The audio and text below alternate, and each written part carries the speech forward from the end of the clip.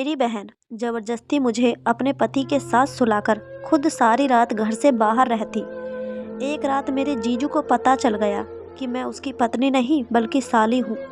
मेरे जीजू ने मेरे साथ ऐसा काम किया जिसे सुनकर आपके होश उड़ जाएंगे। रात को मैं गहरी नींद में थी। मुझे महसूस हुआ कि मुझे कोई जगाने की कोशिश कर रहा है। मैंने अपनी धीमी धीमी आंखें खोलकर देखा तो मेरे बेड के पास मेरी बहन खड़ी थी। मैं फ़ौरन उठकर बैठ गई। पहले दिमाग में ये ख्याल आया कि जीजू को कुछ हो तो नहीं गया, इसलिए वह इस वक्त मुझे जगाने आई है। पर जैसे ही मैंने उससे पूछा कि क्या हुआ, उसने फ़ौरन मेरे मुंह पर हाथ रख दिया और मुझे चुप रहने का इशारा करते हुए कहने लगी कि यहाँ से उठो। मुझे हैरत हुई कि वो रात को मुझे जगाने क्यों आई है और मुझे खामोश रहने का क्यों कह रही है। और फिर कुछ दिन पहले सुनी हुई खबर की तरफ मेरा ख्याल गया तो मुझे लगा कि शायद घर में कोई घुस आया है, इसलिए वो ऐसा कर रही है। और मैंने इशारे से पूछा क्या बात है, तो उसने जो बात मुझसे कही वो मुझे परेशान करने के लिए काफ़ी थी। मेरी बहन चाहती थी कि मैं उसके कमरे में जाकर उसके पति के साथ उसकी जगह सो जाऊं। मैंने उससे पूछा कि तुम ऐसा क्यों चाहती हो और मैं उसके पति के साथ कैसे सो सकती हूँ, लेकिन वो जिद करने लगी कि मैं 1 घंटे के लिए वहाँ पर लेट जाऊँ और जब वह वापस आएगी तो फिर मैं वहाँ से आ जाऊँगी। किसी को भी पता नहीं चलेगा, जबकि मुझे डर था कि अगर जीजू को पता चल जाएगा तो उस दिन हम दोनों बहनों को घर से निकाल देंगे और किसी मर्द के साथ उसकी पत्नी की जगह मैं कैसे सोच सकती थी। लेकिन मेरी बहन मिन्नतें कर रही थी, उसका मुझ पर बहुत एहसान था, इसलिए मैं चुपचाप उसकी बात मान गई और उसके कमरे में जाकर बेड पर लेटकर सो गई। सुबह होने के कुछ समय पहले ही मेरी बहन वापस आई और मुझे जगाकर खुद अपने कमरे में जाने को कहा। मैं अपने कमरे में आ गई, लेकिन मेरा दिमाग अपनी बहन की इस हरकत पर था कि रात को उसने मुझे क्यों भेजा और खुद कहाँ पर थी। जब मैं सुबह नाश्ते के लिए उठी तो जीजू घर पर ही थे और उनके अंदाज से महसूस हो रहा था कि उन्हें कुछ भी मालूम नहीं है। मुझे इंतज़ार था कि वह घर से जाएंगे तो मैं बहन से पूछूंगी कि ये सब क्या है। जीजू के जाने के बाद जब मैंने दीदी से सवाल किया कि क्या मसला था और तुम रात को कहाँ गई थी, तो वह मेरे सवाल पर रोने लगी। उसने कहा मैं तो रात को अपने दोस्त के साथ अस्पताल में थी। मुझे उसकी बातों ने हैरान कर दिया। अगर वो किसी दोस्त के साथ हॉस्पिटल गई थी तो ये बात अच्छी बात है और वो जीजू को बताकर भी तो जा सकती थी। और यही बात मैंने अपनी बहन से कही तो वह कहने लगी मेरे उस दोस्त को तुम्हारे जीजू पसंद नहीं करते क्योंकि वो लड़की अकेली रहती है और उसकी शादी भी नहीं हुई। तो सबको लगता है कि जो लड़की अकेली रहती है वो बदकिरदार है। हालांकि ऐसा नहीं है, लेकिन ये भी वाकई मर्दों की तरह उसे बदकिरदार ही समझते हैं। मैंने जब पूछा कि उसके साथ आखिर ऐसा क्या हुआ है कि रात को उन्हें हॉस्पिटल जाना पड़ा, तो मेरी बहन ने इस बात को टाल दिया और मेरा धन्यवाद करने लगी। रात को तुमने मुझे बचा लिया, मैं भी इस बात को भूल गई। चलो, मेरी बहन ने एक अच्छा काम किया। लेकिन कुछ दिन गुजरे तो फिर से एक रात मेरी बहन मुझे जगाने आ गई और मुझे अपने कमरे में ले जाकर फिर से सोने को कहा। मैंने पूछा कि फिर उस दोस्त के साथ कुछ हो गया है क्या, तो उसने कहा हाँ। मैंने फिर पूछा कि किस हॉस्पिटल में जा रही हो। मैंने इसलिए पूछा ताकि मुझे मालूम हो, लेकिन मेरी बहन ने मुझे कुछ भी नहीं बताया। मुझे अपने कमरे में भेजकर घर से निकल गई। मुझे ऐसा महसूस हो रहा था कि जैसे कुछ तो गलत हो रहा है। यकीनन मेरी बहन कुछ गलत कर रही थी और रात को हॉस्पिटल जाने के बहाने से वो कहीं और जाती थी। मेरी बहन तकरीबन 4 घंटे बाद वापस आई और वो 4 घंटे में जैसे सूली पर लटक कर गुजार रही थी। जब भी जीजू करवट लेते मुझे लगता था कि अब मेरा राज खुल जाएगा, लेकिन खैर मैंने दिल में पूरे मन से सोच लिया कि अब मैं अपनी बहन की बात कभी नहीं मानूंगी और ऐसा कुछ होगा तो मैं जीजू को सारी बात सच सच बता दूंगी, क्योंकि उन्हें सब कुछ मालूम होना चाहिए। मेरी बहन मेरे हर सवाल को टाल दिया करती। बहुत दिनों तक ऐसे ही चलता रहा। तकरीबन 1 हफ्ते बाद फिर से मेरी बहन मेरे कमरे में मौजूद थी और आज रात वो फिर चाहती थी कि मैं उसके कमरे में जाकर सो जाऊं। मैंने सख्ती से इनकार कर दिया, यहाँ तक कि मैं उसे धमकी भी दे रही थी कि मैं जीजू को सब कुछ बता दूंगी। लेकिन उन्होंने कहा कि ठीक है, अगर तुम सब कुछ उन्हें बता दोगी तो मैं तुम्हें वापस भेज दूंगी। मैं तुम्हें यहाँ नहीं रखूंगी क्योंकि तुम्हें यहाँ कोई रहने भी नहीं देगा। मेरे भविष्य का सवाल था, इसलिए मैं ना चाहते हुए भी जाकर उनके कमरे में सो गई। मैं सोच रही थी कि ठीक है, अगर ये बात है तो बात मुझ पर है कि मुझे क्या करना चाहिए। क्या मुझे अपने जीजू को बता देना चाहिए या फिर खामोश रहना चाहिए। मैं चुपचाप लेटकर छत की तरफ देखते हुए यही सोच रही थी कि मुझे महसूस हुआ कि मेरे जीजू ने मेरी तरफ करवट ली है।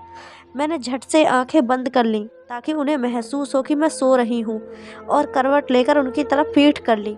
लेकिन उन्हें शायद अंदाज़ा हो गया था कि मैं उनकी पत्नी नहीं बल्कि साली हूँ, इसलिए उन्होंने अपनी पत्नी और मुझसे अपने तरीके से बदला ले लिया।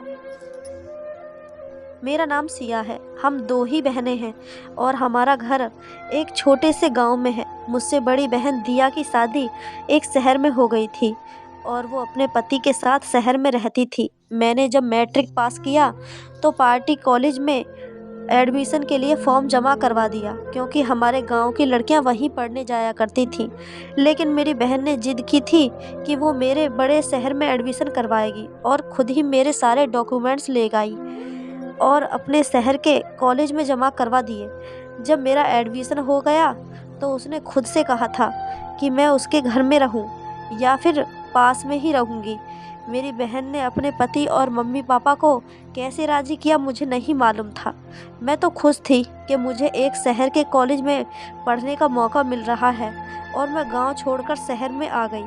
मुझे यहाँ आए ज़्यादा दिन नहीं हुए थे, लेकिन हर कदम पर मेरी बहन मेरा साथ देती थी। वहाँ जिस तरह का फैशन चलता था उस तरह के कपड़े लाकर देना, अच्छा पर्स लाकर देना, जेब खर्च देना, घर का सारा काम मेरी बहन करती थी। और इसी तरह के बहुत से मुझ पर मेरी दीदी के एहसान भी थे। और वैसे भी वो मेरी बड़ी बहन थी। सब कुछ बिल्कुल ठीक चल रहा था। जब पहली बार कॉलेज की छुट्टी हुई तो मैं बहुत खुश थी कि अब मैं वापस अपने गांव जाऊंगी और अपने दोस्तों से मिलूंगी। लेकिन मेरी बहन ने मुझे ज़्यादा दिन गांव में रहने नहीं दिया। कहा कि तुम शहर में रहो और अपनी पढ़ाई पर ध्यान दो।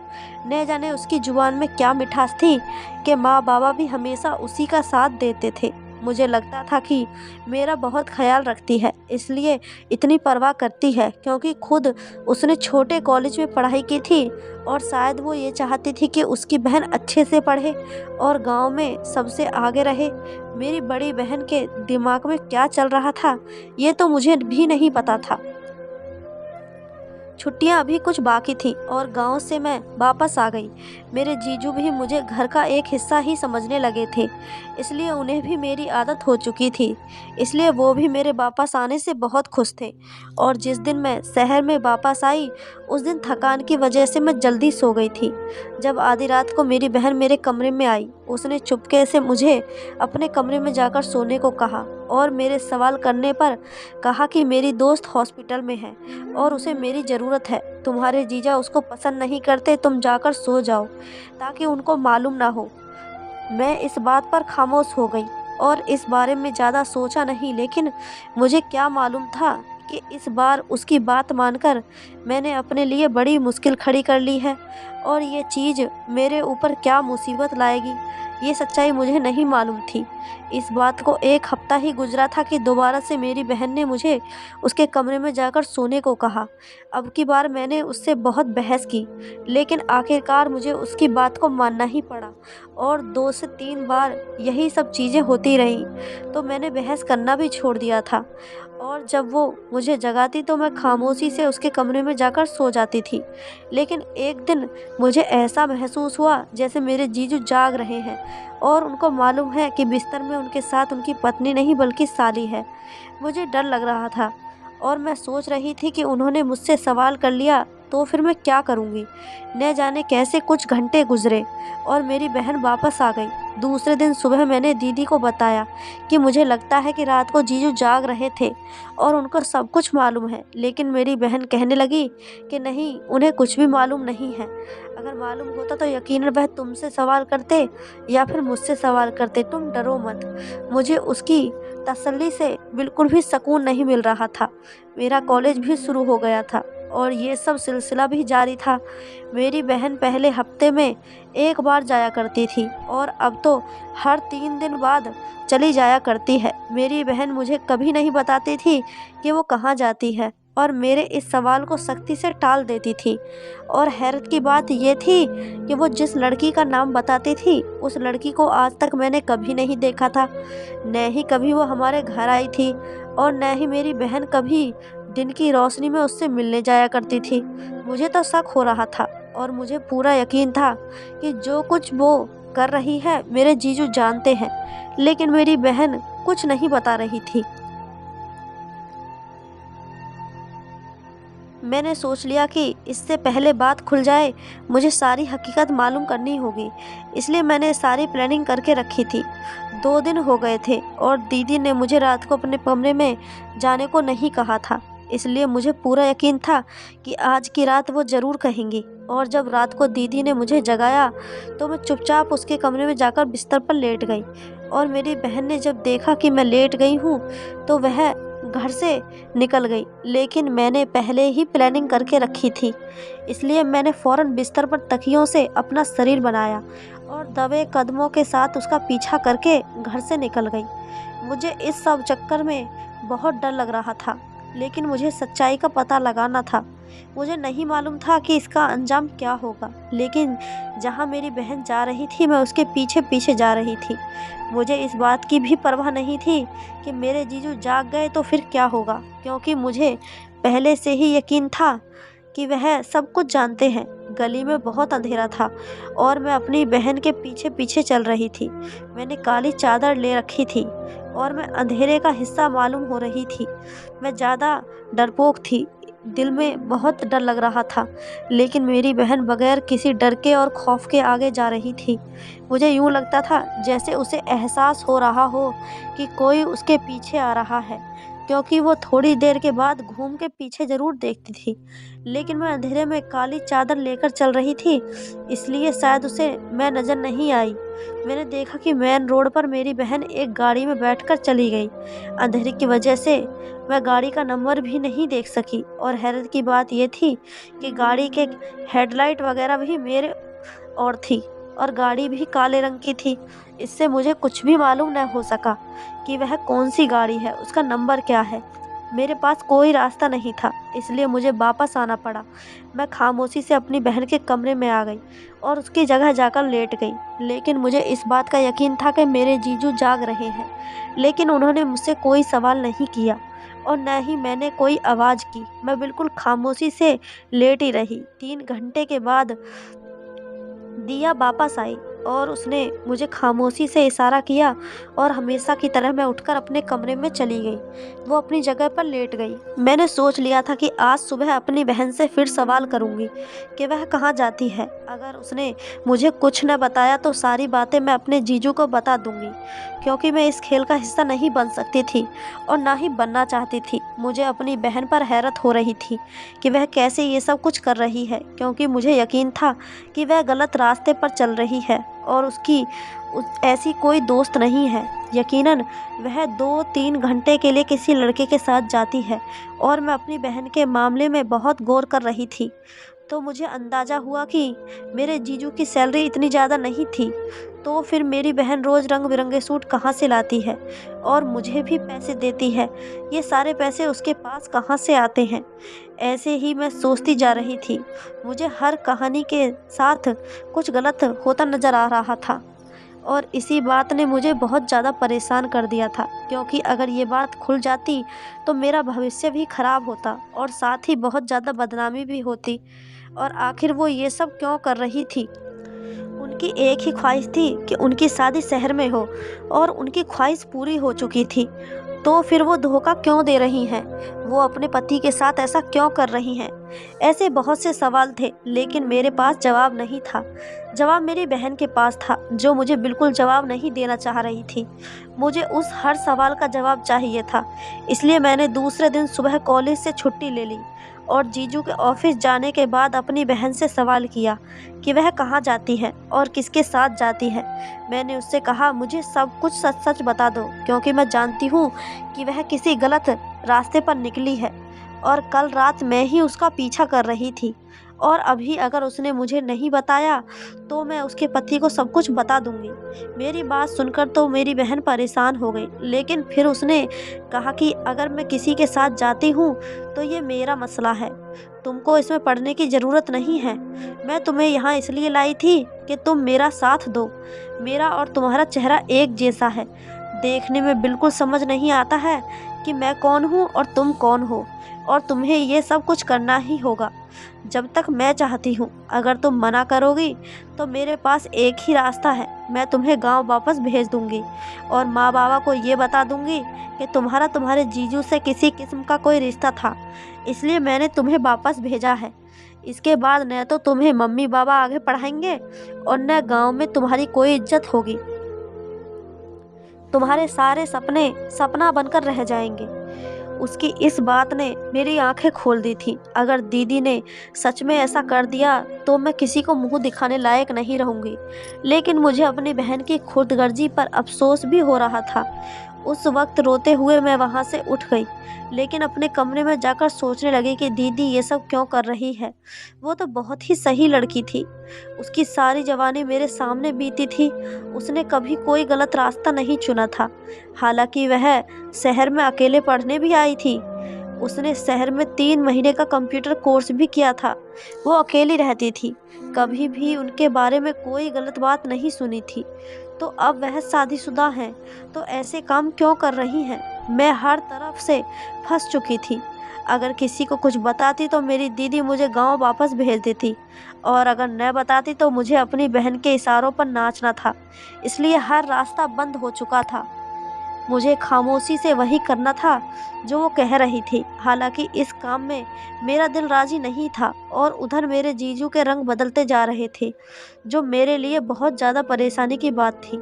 वो दीदी के सामने तो बिल्कुल नॉर्मल रहते थे, लेकिन जैसे ही मेरी बहन आगे पीछे होती तो मुझसे इशारों में बातें करने लगते, जैसे वह जानते हो कि मैं रात को उनके पास होती हूँ। ये बात मेरे लिए और ज़्यादा मुसीबत की थी। मैं पढ़ाई छोड़कर हॉस्टल में नहीं रह सकती थी। मैंने सोचा था कि माँ बाप से नहीं तो जीजू से बात ज़रूर करूँगी, लेकिन अब उनकी मीठी मीठी बातों की वजह से मैं उनसे भी खिंची हुई रहती थी। अब मेरे लिए कोई रास्ता नहीं था सिवाय भगवान के। मैं रो रो कर भगवान से प्रार्थना करती थी कि वो मेरी बहन को सही रास्ता दिखा दे, कि मुझे इन सब से निकलने का कोई रास्ता बता दे। एक बार दीदी अलमारी से कोई चीज़ ढूंढ रही थी कि मैंने अपनी आंखों से एक अजीब सी चीज़ देखी, जिसे अलमारी के पीछे की तरफ छुपाया गया था। और जब मैंने उसे खोलकर देखा तो मैं हैरत में पड़ गई। उसमें लड़कियों के जींस और टॉप पड़ी हुई थी। ऐसे कपड़े तो हमारे यहाँ दूर दूर तक कभी किसी ने नहीं पहने थे। मैंने अपनी बहन को भी कभी इन्हें पहने नहीं देखा था। तो इसका मतलब यह है कि मेरा शक सही है। इस चीज़ ने मुझे परेशान कर दिया, और अपनी बहन से मुझे नफ़रत महसूस हुई, और जीजू का व्यवहार बदलता जा रहा था। और मैं अपनी बहन को भी नहीं बता सकती थी, जो खुद किसी गलत रास्ते पर चल रही हो वो मेरी क्या मदद करेगी? तो मुझे अपने पति के साथ मिलकर बदनाम कर देगी। और फिर एक दिन भगवान ने मेरी सुन ली। मुझे सारी हकीकत मालूम हो गई। मैं कॉलेज से वापस आई तो हमारे घर के सामने कुछ अजीब किस्म की भीड़ थी। मुझे किसी अनहोनी का एहसास हुआ। मैं भीड़ को हटाते हुए जब अंदर पहुंची तो सामने के मंजर ने मुझे बहुत डरा दिया। पुलिस वालों ने मेरे जीजू को पकड़ रखा था और मेरी बहन वहीं पर खड़ी थी। मैंने पूछा कि ये सब क्या हो रहा है, तो मेरी बहन ने फ़ौरन मुझे पकड़कर अपने पीछे कर लिया और कहा, बिल्कुल खामोश रहो। मेरी बहन ने अपने पति को पकड़वा दिया ताकि वो किसी और के साथ रंगरलियां ना मना सके। यही बात मैंने अपनी बहन से कही तो उसने मुझे खामोश रहने को कहा। मेरे जीजू चीखते रहे और पुलिस उनको पकड़कर ले गई। भीड़ हटने के बाद मैं अपनी बहन पर गुस्सा होने लगी कि तुम्हें अपने पति को गिरफ्तार नहीं करवाना चाहिए था। उन्होंने क्या जुर्म किया है? अगर तुम्हें वो पसंद नहीं है तो तुम उनसे डिवोर्स ले सकती थी, लेकिन बेगुनाह को ऐसे पकड़वाना बिल्कुल भी अच्छी बात नहीं है। मेरी बहन ने कहा कि वो बेगुनाह कैसे हैं? क्या वो तुम्हें तंग नहीं करते थे? इस बात पर मैं सर झुकाकर रह गई थी। तब मेरी बहन ने कहा, तुम यहाँ बैठो, मैं तुम्हें बताती हूँ कि हकीकत क्या है। और मेरी बहन ने मुझे जो हकीकत बताई वो मुझे हैरान करने के लिए काफ़ी थी। उसने जो मुझे बताया मैं उसी की जुबानी बता रही हूँ। शादी से पहले मैं शहर में 1 महीने का कोर्स करने आई थी, तुम्हें याद है? मैंने कहा कि हाँ मुझे याद है। तो उस पर उसने बताया कि वो कोई कंप्यूटर कोर्स नहीं था, बल्कि उसने पुलिस फोर्स ज्वाइन कर ली थी और वह उसकी ट्रेनिंग देने आई थी। और घर में ये बात किसी को नहीं बताई। ये बात सिर्फ मुझे और मम्मी पापा को मालूम थी। कुछ साल के बाद मेरा रिश्ता आ गया और मम्मी पापा ने जिद करके मेरी शादी उसके साथ कर दी। मैं खुद भी इस शादी से बहुत खुश थी, लेकिन जब शादी के बाद जब मैंने अपने पति से कहा कि मैं पुलिस फोर्स ज्वाइन करना चाहती हूँ तो उन्होंने मुझे सख्ती से मना कर दिया। मैंने बिल्कुल भी नहीं बताया कि मैं ऑलरेडी फोर्स ज्वाइन कर चुकी हूँ। लेकिन जब मैंने ज्वाइन किया था तो मेरे सर ने मुझसे कहा कि रिजाइन ना करें, बल्कि आप डेली ना आएँ, लेकिन पुलिस के जो सीक्रेट मिशन हैं उसमें हमारी मदद कर दिया करें। उस पर मैंने हामी भर ली। ऐसा लग रहा था कि घर की मजबूरी की वजह से मेरा पति मना कर रहा है। एक बार एक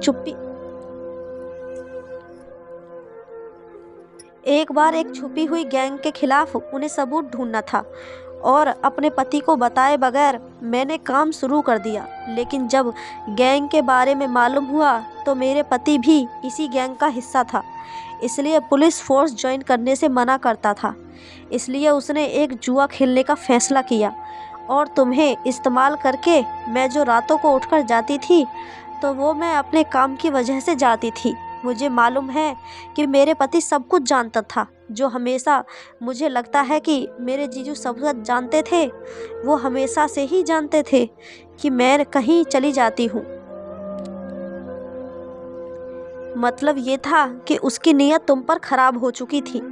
इस वजह से वो हम लोगों पर हाथ नहीं डाल रहा था और वह चाहता था कि उससे पहले मुझे रंगे हाथों पकड़े और इस बात को बुनियाद बनाकर वो मुझे छोड़कर तुमसे शादी कर ले।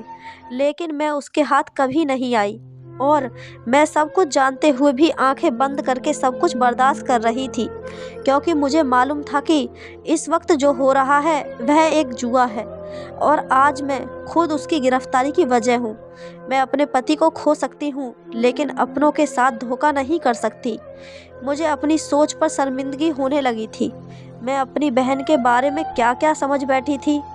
मैंने दीदी से माफ़ी मांगी, उसने खुले दिल से मुझे माफ़ कर दिया। मेरी बहन ने अपने पति से डिवोर्स ले लिया और पुलिस फोर्स ज्वाइन कर लिया। हम अभी इसी शहर में रहते हैं, लेकिन अब मेरे सर पर किसी जीजू का साया नहीं था और ना ही मुझे डर सताता था कि मेरी बहन किसी गलत रास्ते पर चली गई है और मुझे इस्तेमाल करेगी, क्योंकि कभी कभी आंखों का देखा भी सच नहीं होता। तो दोस्तों, ये थी हमारी आज की कहानी अच्छी लगी हो तो चैनल को सब्सक्राइब, वीडियो को एक लाइक ज़रूर करें। धन्यवाद दोस्तों।